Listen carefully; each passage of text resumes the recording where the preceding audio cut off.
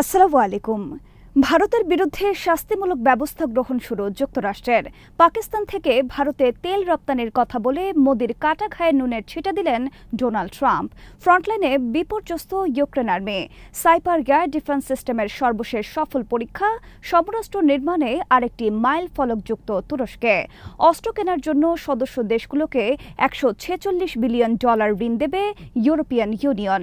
Drone যুদ্ধে ফ্রন্টলাইনে বিপর্যস্ত Ukraine সেনারা। বিডিভিউস ইনফোটেনমেন্টে স্বাগত জানাচ্ছি আমি ফাহাদিয়া মিতু। আজ জানাবো প্রতিরক্ষা সংক্রান্ত গুরুত্বপূর্ণ কিছু খবর। নিষেধাজ্ঞা উপেক্ষা করে রাশিয়া থেকে জ্বালানি তেল ও অস্ত্র কেনার জন্য ভারতের বিরুদ্ধে শাস্তিমূলক পদক্ষেপ গ্রহণ শুরু করল যুক্তরাষ্ট্র। বুধবার ভারতীয় পণ্য আমদানির ক্ষেত্রে 25% শুল্ক আরোপের মাধ্যমে এই পদক্ষেপ গ্রহণ করল ট্রাম্প প্রশাসন। রাশিয়া থেকে জ্বালানি তেল ও অস্ত্র কেনার কারণেই যে ভারতের বিরুদ্ধে 25% শুল্ক আরোপ করা হয়েছে সেটা সরাসরি ডোনাল্ড ট্রাম্প উল্লেখ করেছেন তার ট্রুথ সোশ্যাল নামক ব্যক্তিগত সামাজিক যোগাযোগ মাধ্যমে। ট্রাম্প লিখেছেন, ভারত রাশিয়া থেকে বিপুল পরিমাণ জ্বালানি তেল কিনছে এবং এভাবে সেই ইউক্রেনের বিরুদ্ধে রাশিয়াকে সহায়তা করছে। তাছাড়া তারা রাশিয়া থেকে অস্ত্র কিনেও মস্কোকে সহায়তা করছে। ট্রাম্প বলেছেন, যখন গোটা বিশ্ব ইউক্রেনে মানুষ হত্যা বন্ধের পক্ষে তখন ভারত রাশিয়া থেকে জ্বালানি তেল কিনছে। ট্রাম্পের কথায় ভারত ইউক্রেনের বেসামরিক মানুষ হত্যায় রাশিয়াকে সরাসরি সহায়তা করছে জ্বালানি তেল কেনার মাধ্যমে। আর রাশিয়া থেকে জ্বালানি তেল কিনে সে পশ্চিমাদের বিরুদ্ধে দাঁড়িয়েছে। ট্রাম্প বলেন, ভারত আমাদের বন্ধু দেশ, কিন্তু তারা আমাদের পণ্যের ওপর বিশ্বের সবচেয়ে বেশি শুল্ক আরোপ করে রেখেছে। ইউক্রেন যুদ্ধ শুরুর আগে থেকেই ভারত একের পর এক যুক্তরাষ্ট্রের নিষেধাজ্ঞা উপেক্ষা করে রাশিয়া থেকে অস্ত্র কেনে, কিন্তু বাইডেন প্রশাসন কেবল হুমকি দিয়েই বিরত থাকে ভারতের বিরুদ্ধে কোনো পদক্ষেপ গ্রহণ থেকে। তুরস্ক 2019 সালে রাশিয়া থেকে S-400 মিসাইল কেনার কারণে যুক্তরাষ্ট্র তুরস্কের বিরুদ্ধে নিষেধাজ্ঞা আরোপ করে, কিন্তু 2021 সালে ভারতও রাশিয়া থেকে একই মিসাইল কিনলেও যুক্তরাষ্ট্র কোনো শাস্তিমূলক পদক্ষেপ নেয়নি ভারতের বিরুদ্ধে। এরপর ইউক্রেন যুদ্ধ শুরু হলে ভারত যুক্তরাষ্ট্র সহ গোটা পশ্চিমা বিশ্বের নিষেধাজ্ঞা উপেক্ষা করে রাশিয়া থেকে জ্বালানি তেল কিনতে থাকে। ভারত বিশ্বের তৃতীয় জ্বালানি তেল আমদানিকারক দেশ এবং রাশিয়া পরিণত হয় তাদের 1 নম্বর জ্বালানি উৎস। কিন্তু ক্ষমতা থেকে বিদায় নেওয়া পর্যন্ত বাইডেন প্রশাসন এজন্য ভারতের বিরুদ্ধে কোনো ব্যবস্থা নেয়নি। তবে ট্রাম্প প্রশাসন এবার ব্যবস্থা নিতে শুরু করল ভারতের বিরুদ্ধে।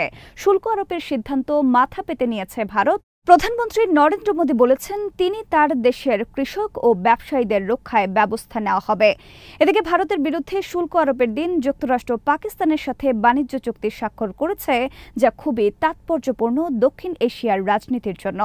ডোনাল্ড ট্রাম্প বুধবার নিজ পোস্ট দিয়ে পাকিস্তানের সাথে বাণিজ্য চুক্তির ঘোষণা দিয়েছেন। বাণিজ্য চুক্তির আওতায় যুক্তরাষ্ট্র পাকিস্তানের জ্বালানি ক্ষেত্রে বিনিয়োগ করবে। এ বিষয়ে ট্রাম্প ভারতের কাটা ঘায়ে নুনের ছিটা দিয়ে বলেছেন, হতে পারে আমরা পাকিস্তান থেকে জ্বালানি তেল রপ্তানি করব ভারতে। নিজস্ব উদ্ভাবিত সমরাস্ত্রের ক্ষেত্রে আরেকটি মাইল ফলক যোগ হল তুরস্কের। বুধবার তারা সর্বশেষ সফল পরীক্ষা চালিয়েছে সাইপর নামক এয়ার ডিফেন্স সিস্টেমের। সিরিয়াল প্রোডাকশন শুরুর আগে এটি ছিল সাইপারের সর্বশেষ পরীক্ষা। আকাশে 150 কিলোমিটার উঁচুতে বা দূরত্বে যুদ্ধবিমান, cruise missile, ballistic missile, drone, air to ground missile ধ্বংস করতে পারবে এই মিসাইল সিস্টেম। তুরস্কের ডিফেন্স ইন্ডাস্ট্রির নেতৃত্বে এই মিসাইল সিস্টেম উদ্ভাবন ও নির্মাণ করছে দেশটির নামকরা সমরাস্ত্র নির্মাতা প্রতিষ্ঠান রকেটসান, আসেলসান ও টুবিটাক। সাইপার একটি surface to air missile system. তুরস্কের কয়েক স্তর বিশিষ্ট এয়ার ডিফেন্স সিস্টেমের মধ্যে Siper air defence system crown jewel নামে পরিচিত। এতে রয়েছে উন্নত প্রিসিশন রাডার ও গাইডেন্স টেকনোলজি, যার ফলে এটি একসাথে বেশ কয়েকটি লক্ষ্যবস্তুতে সফল আক্রমণ পরিচালনা করতে সক্ষম। একসাথে 24টি মিসাইল ছুড়তে সক্ষম একটি সাইপার এয়ার ডিফেন্স সিস্টেম। তুরস্কের নিজস্ব নির্মিত অপর স্বল্প ও মাঝারি পাল্লার এয়ার ডিফেন্স সিস্টেম হল যথাক্রমে হিসার এ ও হিসার ও। সমর বিশ্লেষকরা তুরস্কের সাইপার মিসাইলকে যুক্তরাষ্ট্রের প্যাট্রিয়ট এবং রাশিয়ার S-400 মিসাইলের সমকক্ষ হিসেবে আখ্যায়িত করেছেন। এদিকে সমরাস্ত্র রপ্তানির ক্ষেত্রে চলতি বছরও রেকর্ড স্থাপন করতে যাচ্ছে তুরস্ক। চলতি সপ্তাহে শেষ হওয়া 6 দিনব্যাপী ইস্তাম্বুল আন্তর্জাতিক সমরাস্ত্র মেলায় তুরস্ক $9 বিলিয়ন সমরাস্ত্র বিক্রির অর্ডার পেয়েছে। গত বছরে তুরস্ক $7 বিলিয়ন সমরাস্ত্র রপ্তানি করে। চলতি বছর তা $9 বিলিয়ন ছাড়িয়ে যেতে পারে বলে জানিয়েছে দেশটির বাণিজ্য মন্ত্রণালয়। এবারের মেলায় তুরস্ক হাজির করেছে তাদের নিজস্ব নির্মিত সবচেয়ে শক্তিশালী নন নিউক্লিয়ার বোমা গাজাপ। এর ওজন 970 কেজি। এটি যুদ্ধ বিমান থেকে নিক্ষেপযোগ্য একটি ধ্বংসাত্মক বোমা। বিভিন্ন ফ্রন্টলাইনে বড় ধরনের বিপর্যয়ের মুখে রয়েছে ইউক্রেন আর্মি। দিনের পর দিন আহত ইউক্রেন সেনারা পড়ে আছে যুদ্ধক্ষেত্রে, কিন্তু তাদের উদ্ধার করে চিকিৎসার কোনো ব্যবস্থা নেই। অনেকদিন বিনা চিকিৎসায় পড়ে থাকায় গুরুতর ইনফেকশনের শিকার হয়েছেন অনেক সেনা। বৃহস্পতিবার সিএনএনের একটি টিম পোক্রোভস্ক ফ্রন্টলাইন থেকে একটি সরেজমিন রিপোর্ট প্রকাশ করেছে।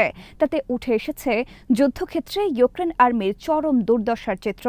সিএনএনের খবরে বলা হয়েছে, বর্তমানে রাশিয়ান আর্মি ইউক্রেনের এমন সব এলাকায় ড্রোন হামলা পরিচালনা করছে যা এখন পর্যন্ত সম্পূর্ণরূপে যুদ্ধের বাইরে ছিল। কিন্তু ইউক্রেনের গভীরে বিভিন্ন এলাকায় দিনরাত মাথার উপর উঠছে রাশিয়ার অনেক ড্রোন। প্রায় এসব ড্রোন আক্রমণ পরিচালনা করছে বিভিন্ন স্থাপনার ওপর। মারা যাচ্ছে সাধারণ মানুষ। মানুষের মাথার ওপর দিয়ে ড্রোন ওড়াউড়ি করলেও সাধারণ মানুষের কাছে এসব ড্রোন প্রতিহত করার কোনো ব্যবস্থা নেই। তাছাড়া বিভিন্ন গোপন ক্যাম্পের ওপরেও ড্রোন পরিচালনার সময় ইউক্রেন সেনারা প্রতিহত করতে পারছে না অনেক ড্রোন, ফলে তারা অসহায় শিকার হচ্ছে ড্রোন হামলার। রাতেও নিরাপদ নয় ইউক্রেনের অনেক সেনা ক্যাম্পের সেনারা। গভীর জঙ্গলে গোপন ক্যাম্পে রাতে সম্পূর্ণ আলো নিভিয়ে অবস্থান করতে হয় তাদের। কোনো আলো জ্বললে আর রেহাই নেই ড্রোন হামলা থেকে। সিএনএনের খবরে বলা হয়েছে, বিভিন্ন ফ্রন্টলাইনে ইউক্রেন সেনারা বিচ্ছিন্ন লজিস্টিক সহায়তা থেকে, ফলে আহত হয়ে দিনের পর দিন বিনা চিকিৎসায় কাতরাচ্ছে অনেক ইউক্রেন সেনা। এদিকে ডোনাল্ড ট্রাম্প রাশিয়াকে যুদ্ধবন্ধের 12 দিনের আলটিমেটাম দেওয়ার পর থেকে রাশিয়া টানা হামলা চালিয়ে চলছে। 6 মাসের বেশি হল ইউক্রেন যুদ্ধ উভয় পক্ষের মধ্যে পূর্ণ ড্রোন যুদ্ধে রূপ নিয়েছে। রাশিয়া এবং ইউক্রেন উভয় পক্ষের অসহায়ত্ব ফুটে উঠেছে ড্রোনের কাছে। গত জুন মাসে ইউক্রেন রাশিয়ার অভ্যন্তরে 4টি বিমান ঘাঁটিতে হামলা চালিয়ে ধ্বংস করে রাশিয়ার 40টির অধিক মূল্যবান যুদ্ধ বিমান। যুদ্ধ শুরুর পর এটাই ছিল রাশিয়ার বিরুদ্ধে ইউক্রেনের এখন পর্যন্ত সবচেয়ে বড় ধ্বংসাত্মক হামলা।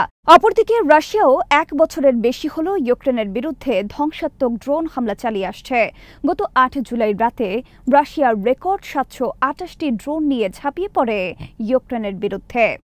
ইউরোপিয়ান ইউনিয়ন তার সদস্যভুক্ত বিভিন্ন দেশকে অস্ত্র কেনার জন্য $146 বিলিয়ন ঋণ দেবে।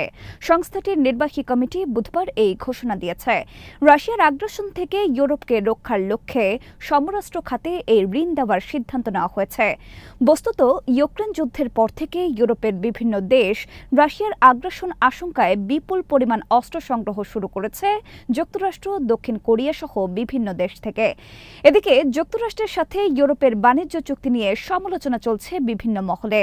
বাণিজ্য চুক্তি অনুযায়ী ইউরোপের সব পণ্যের ওপর 15% শুল্ক আরোপ করা হবে যুক্তরাষ্ট্রে আমদানির ক্ষেত্রে এবং $1.5 ট্রিলিয়ন বেশি বিনিয়োগ করতে হবে যুক্তরাষ্ট্রে। আর এই অর্থ মূলত বিনিয়োগ করতে হবে যুক্তরাষ্ট্র থেকে অস্ত্র কেনার ক্ষেত্রে। 15% শুল্ক আরোপের ফলে ব্যাপক ক্ষতির মুখে পড়তে যাচ্ছে জার্মানি সহ অনেক দেশ। আজ এখানেই শেষ করছি। সমরাষ্ট্র, প্রতিরক্ষা ও কূটনীতির নানা তথ্য জানতে চোখ রাখুন বিডিফিউজ ইনফোটেনমেন্টে।